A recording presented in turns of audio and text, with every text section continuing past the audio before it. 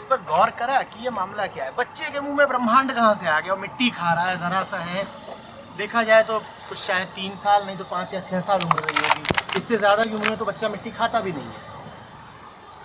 इतनी उम्र में बच्चा मिट्टी खाता है, 2 साल का होगा नहीं 4 साल का होगा। और यशोदा को ब्रह्मांड दिख रहा है। और नहीं, बचपन से कहानी सुनते आ रहे हैं, कभी गौर करा मामला क्या होगा? हुआ क्या होगा? हुआ क्या होगा?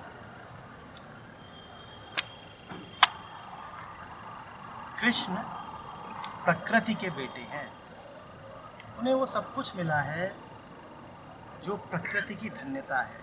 पहली घटना उनको ये मिली कि उनके जो शारीरिक माता पिता थे, जैविक बायोलॉजिकल, वो ममता के गुलाम नहीं बने।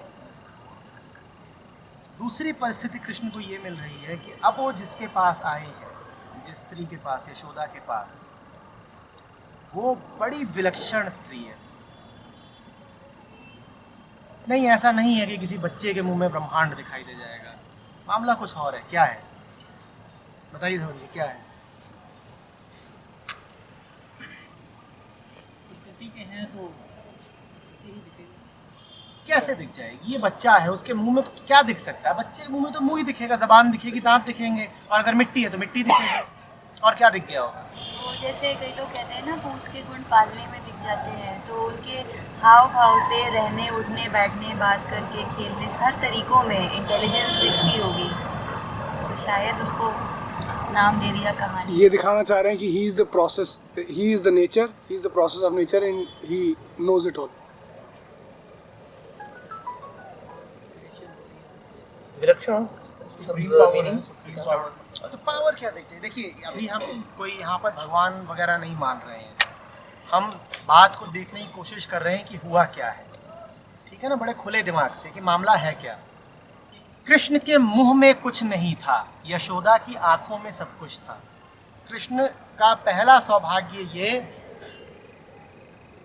कि देवकी और वसुदेव मिले, दूसरा ये कि यशोदा मिली।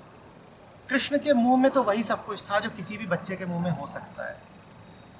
ये माँ विलक्षण है, ये व्यक्ति विलक्षण है। ये व्यक्ति, यशोदा नाम का ये व्यक्ति विलक्षण है, जिसको अणु में पूरा ब्रह्मांड दिखाई दे गया, जिसको एक छोटे से बच्चे में समस्त अस्तित्व दिखाई दे गया।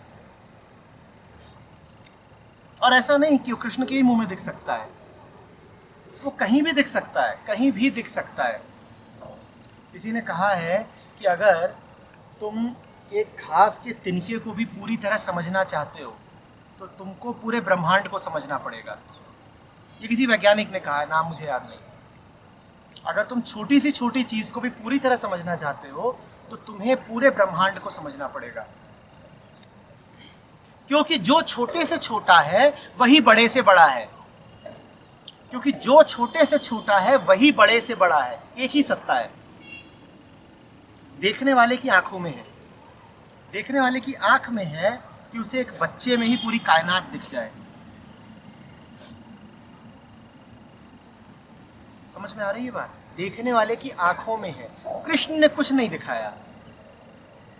आज आपकी मान्यताएं हैं, आप विश्वास करना चाहो तो कर लो कि कृष्ण बचपन से ही दैवीय शक्तियां लेके पैदा हुए थे, भगवान वगैरह थे, दिखा दिया। कृष्ण क्या दिखाएंगे? बच्चा है, 3 साल का बच्चा क्या दिखा देगा? मिट्टी खा रहा है। ये कौन सा भगवान है जो बैठ के पहले तो मिट्टी खाता है फिर मुंह में ब्रह्मांड दिखाता है? उटपटांग बातों में विश्वास ना करें। अगर यहाँ पर कुछ सच है तो वो यशोदा का सच है। ये एक बड़ी अद्भुत औरत है। कौन सी औरत होती है जो दूसरे के बच्चे को अपना समझ करके यूं पाल लेती है? यशोदा का जो कृष्ण से संबंध है वो पूर्णतया प्रेम का है, ममता का नहीं है। और कृष्ण का परम सौभाग्य है कि उसके जीवन में जो पहली 2 औरतें आई, दोनों माएँ, वो बड़ी जबरदस्त थी। यशोदा किसी मजबूरी से कृष्ण को नहीं पाल रही है। ऐसा नहीं है कि अपने बच्चे नहीं है तो कृष्ण को अडॉप्ट वगैरह कर लिया है।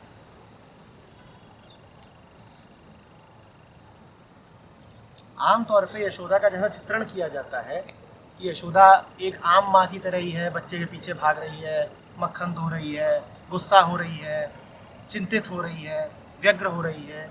यशोदा वैसी बिल्कुल भी नहीं है। कितनी माएँ आपने देखी हैं जिनको यूं ही एक बच्चा दे दिया जाए और वो इसको इतने प्रेम के साथ पालें। कितने व्यक्ति ऐसे हो सकते हैं? हम तो मैं और मेरा के ही खेल में लगे रह जाते हैं। मेरा बच्चा होना चाहिए, मेरा बच्चा होना चाहिए। और यशोदा को अपने बच्चों की तो कोई कमी थी नहीं। यशोदा के जीवन में अपनी तो कोई खोट थी नहीं कि यशोदा सूनापन अनुभव करती थी, वो कृष्ण ने आकर के भर दिया। ये तो यशोदा के प्रेम का विस्तार था जो कृष्ण को भी मिल गया। हमने यशोदा को कभी ठीक से देखा नहीं। हम उसको बस एक आम माँ समझते रह गए। हम उसको बस एक आम माँ समझते रह गए। आम माँ होती तो कृष्ण से उसका संबंध एक आम माँ का ही रहता, और आम माँ का अपने बच्चे से सिर्फ मोह का संबंध होता है, मोह। ये यशोदा की आंखें हैं जो उसके मुंह में ब्रह्मांड देख पाई। आप छोटे से छोटे अणु में अस्तित्व तब ही देख पाते हो जब आपका अहंकार बहुत कम होता है, मेरेपन की भावना बहुत कम होती है। मेरा मेरा मेरा, समझ रहे हो? जिसको सब कुछ ही दिखाई दे वही इतना भरा हो सकता है प्रेम से कि सबको बांट सके। हम आंशिक हैं, हमें आंशिक ही दिखाई देता है। हम उसी आंशिक के साथ संयुक्त रहते हैं, उसी को अपना समझते हैं। पूरे को अपना हम जानते कब है कि पूरा हमारा है, ऐसा तो हमें कभी आभास होता ही नहीं। अभी इसको बस देखिए कि कृष्ण को प्रकृति ने क्या क्या दिया। मैंने अभी कहा था कि यशोदा विलक्षण है, बात थोड़ी सी उल्टी है। यशोदा साधारण है, हम विलक्षण हैं। यशोदा साधारण है, हम विलक्षण हैं। कृष्ण का पूरा जीवन एक सरल और साधारण जीवन है, विलक्षण हम रहते हैं। यशोदा गांव की एक सरल साधारण औरत है और कृष्ण गांव का एक सरल साधारण ग्वाला है। हम विलक्षण हैं। यशोदा तो कहती है, एक रात को एक आदमी आया, वो बच्चा दे गया कि बहन संकट में हूँ, इसको पालो। मैं पालने लग गई। मैं नहीं सोच रही कि मेरा नहीं है, कहीं और से आ गया है, जो मेरा था वो तो चला गया। मेरे दिमाग में नहीं है सब। बल्कि फिर तो यशोदा के साथ तो और एक मजेदार घटना ये होती है कि अपने बच्चे को वो दे देती है और किसी और के बच्चे को वो पालने लगती है। ये ममता में नहीं हो पाता। उसके मन में कभी ये विचार नहीं आता कि इसके बदले मुझे अपनी पुत्री को देना पड़ गया। ये विचार आता ही नहीं है। तो ये जो आप देख रहे हैं अभी तक कृष्ण का, बस एक सरल साधारण बच्चे की यात्रा देख रहे हैं। बाप पैदा हुआ है, बच्चा पैदा हुआ है, बाप के मन में उसको बचाने की कामना है। मैं दास्ता में बंधा हूं, मेरा बच्चा ना बंधे। बड़ी साधारण सी बात है। यशोदा के पास गया है, यशोदा भी बड़ी साधारण है, उसको देख रही है। एक बच्चे को बच्चे की तरह ही उसके साथ मेरा तेरा का भाव नहीं लगा रही है। बच्चा है तो बच्चा है, बात खत्म। ठीक है।